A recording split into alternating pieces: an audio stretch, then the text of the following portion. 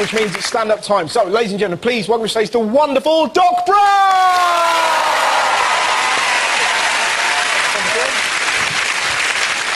Yes. Very nice. Oh, it is nice. It's good for me. I like... I've got a lot of time for the youth. I used to be one. Yeah. Small world. Yeah. No, I do. When I encounter today's youngsters, I do, you know, I strive to understand, appreciate their behaviour, empathise, you know, rather than just generalise, right? Like, October last year, right, I was approached by these two little shits, right? It's Halloween, right? It's Halloween. I was leaving a pub. It was 11:30 p.m. Not that ghetto, right? 11:30. These two kids, they trick-or-treated me in the street, okay? Now, call me old-fashioned. I believe that to be unacceptable, okay? They just rocked up out of the blue. Hey, trick-or-treat, bruv. Trick-or-treat. Hey, bruv, trick-or-treat, yeah? Costumes designed exclusively by JD Sports, right? Hey, bruv, trick-or-treat, yeah? Hold on, where are your costumes? Do you know what I mean? Where, you haven't got masks on, right? No, trick-or-treat, innit? Trick-or-treat. Trick-or-treat, fam! Trick-or-treat, bruv! Now, is it me? In these situations, right, I am a diplomat, okay? You know, because, yeah, like I say, I empathise with young people, and I instinctively lean towards sensitivity, right? And also, you know, I don't like getting stabbed. So I was like, right, hold on a minute, right? Hold on a second, okay? I'm in an adult establishment, right? I'm leaving an adult establishment, okay? It's 11:30 at night, right? I do not have any sweets on my person, okay? The scrawnier one, he looked up at me and goes, no, we just want money, innit? Just want money. Bit of money, innit? I said, well, this is not technically trick-or-treat, is it? I mean, technically speaking, this is a mugging. That's what this is. Outrageous, right? But, like, after I paid them, right, my mate that I was with, he said, you know what, you should moan about it, because us lot, we were exactly the same when we were their age, you know? And I thought, yeah, he's right. We were mouthy little shits. We were. But we had aspirations, right? Yeah, man, like half of us wanted to be legends. And I'm not sure that's ever technically become an occupation. And the other half of us all wanted to be rappers. You know, I was in the latter category, right? I still am obsessed with rap music, making it, listening to it, and then created transferable skills. Yeah, like I've got this business idea, right? It's a rap-based business idea. Okay, check this out. You know those companies that sell the legal templates, the letters, and you can download them. Right, to buy them, they've got the square brackets. You just insert your name there. You know everything. You know the square brackets. You know what I'm talking. You know. You look, man. You know the square brackets. Right. You know what I'm talking about. They have them on the legal template. I was thinking, right, with my knowledge of rap, right, I could create and sell to you the perfect lyrical template for a hit rap record, right? And all you'd need to do is add your personal details, and that'd be it in the square brackets. Be simple. Be like, yeah.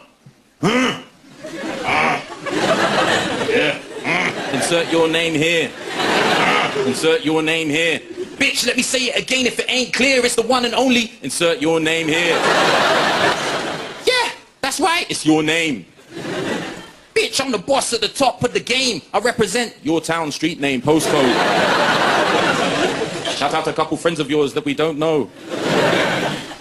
That's right, girl. You're looking at a superstar. List the brand of your shades and your shoes and car. I know you're feeling me, lyrical ability, cause I'm harder than an overused simile.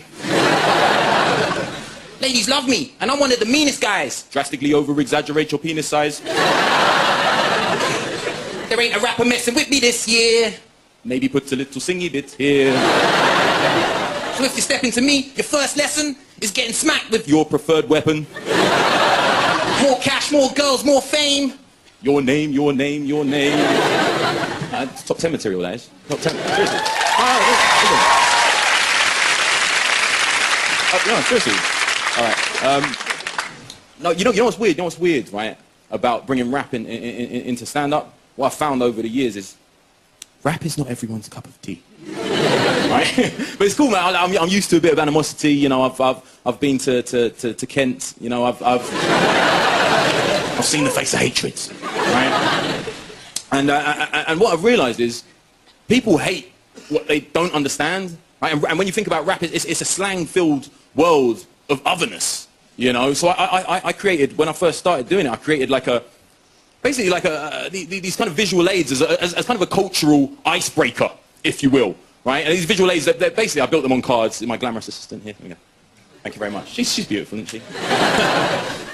So yeah, these visual aids, I use these, but believe it or not, right, over the years, I have actually developed enough middle-class sensibility to know that the visual aids can really benefit a presentation, right?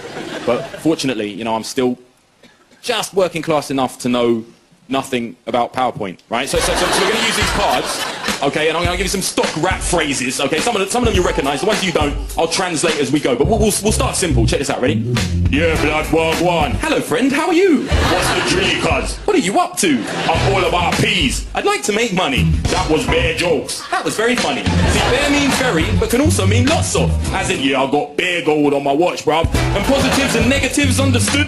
Peak, sick, big and bashy, they're all good, right? And deep, that's good, but can mean sad. And air, waste, book and whack, they're all bad. Now, you want to describe the day you may have had? Well, here's some believable features that you could add. I switched on him, blood. I went a bit mad. I sparked him in the grill, then I bounced in the whip.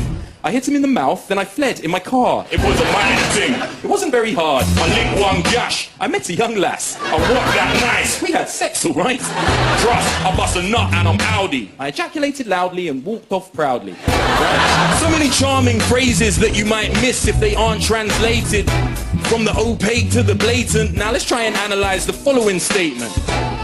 This one's slightly more complex, but we'll work for it together. Check this out, ready? Move to me, blood, and your clip gets shanked. What the rascal? This is big things, fam. In a bashment, chung ting, and a gat. Ducking 5-0, bunning punk like black. Right, so like I say, not straightforward, but it can be interpreted word for word. Check this out, right? Ready? If we ever came to blows, then I may have a knife. What the bloody hell? This is how I live my life. In a soiree with a lady and a gun. Avoiding the police, smoking drugs, having fun. Slang 101.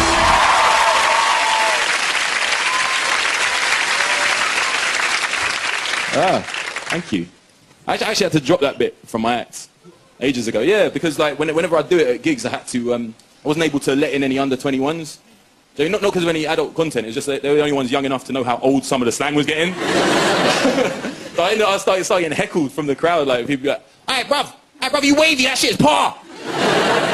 I'd be stood there going, "I beg your pardon." Would you mind awfully just repeating that, please? Quite awkward. Rap has changed forever. I mean, for better or for worse. Rap music has changed. For worse. I don't know if you ever listened to the radio. Some of this contemporary rap music is bullshit to me. Now, when I hear some of that bubblegum music on the radio, that's when I become like anti-rap. Do you know what I mean? All of a sudden, I become like prejudice against my own art form.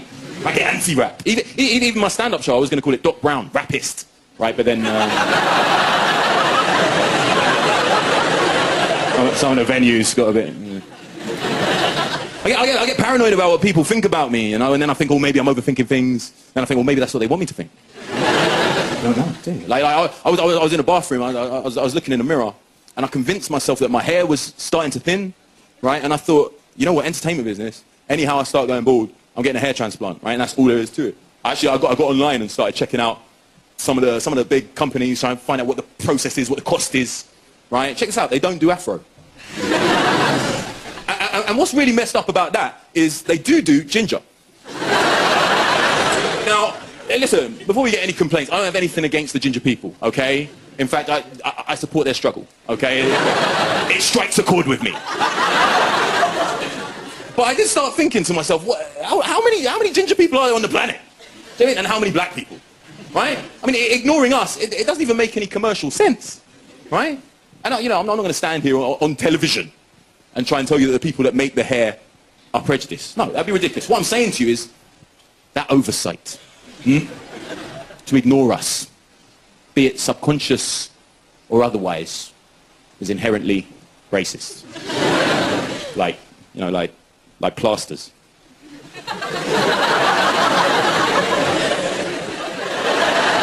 That's right. That's right.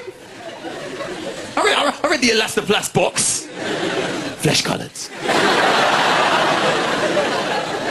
Really? Who's flesh? Rage is key to rap. You gotta understand that, right? Rage is vital. You have that fire in your belly. You know, I think of all my mates who rap. You know, you could give them a topic like police, race, politics. You know, anything will get them fired up. It'll inspire their lyrics. I mean, me, I can get angry and start rapping about politics. Do you know what I mean? I'm too much of a fence sitter. Too wishy-washy. I'm apathetic. You know, me, I'll be like, fuck Nick Clegg, he's a wannabe. However, I do agree with some of his policies. But it does make me wonder, is there anything, is there any one topic that could get me fired up enough to come back and take the rap game by storm? You know? And then I realised, right, there's only one thing that could make me near homicidal. Yeah, this is called my property. Right? I don't know what the fuck I was thinking. I bring you to my house as a friend in my kitchen. You offered to make the tea. Naturally, I say yes, you're my guest, so I take the offer gratefully. But then what I see made my heart burst. You only gone and put the fucking milk in first. No, you must be out of your mind. Looks like you went and poured about half a pint. Now even with the boiling water, my tea's already lukewarm. Man, where the fuck were you born? Now you destroyed a thing that was sacred. Pour it down the sink, let me show you how to make it. Tea bag in first, pour the water on top. Shut up, man, I'll tell you when to stop. Then you'll know exactly how much milk is required. Making assumptions on how I like it. Whoa, whoa, whoa, what are you doing? Don't let the tea bag sit there brewing. You gotta stir straight away, don't stop. Otherwise you get that weird scum on the top. Where's that stuff? And now you put my sugar in, what'd you leave it for? Didn't even stir it in, you're unbelievable. What do you think it would disintegrate itself? Bruv, you need to go and see a shrink and get some help. You chose the wrong brother's cuppa to mess with. Now go get me your mother digestive. Stay the hell away from my cup, bitch. Don't even meddle with my kettle, don't touch it. Man, go sit down, go watch telly, and give me back my teaspoon, bruv, you're not ready.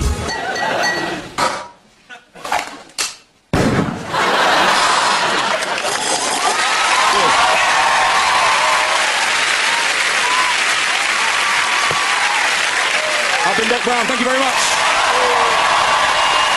Ladies and gentlemen, please give it up for Doc Brown! There you go. Hope you enjoyed the show. Have a wonderful Saturday night. Farewell, my friends. Farewell.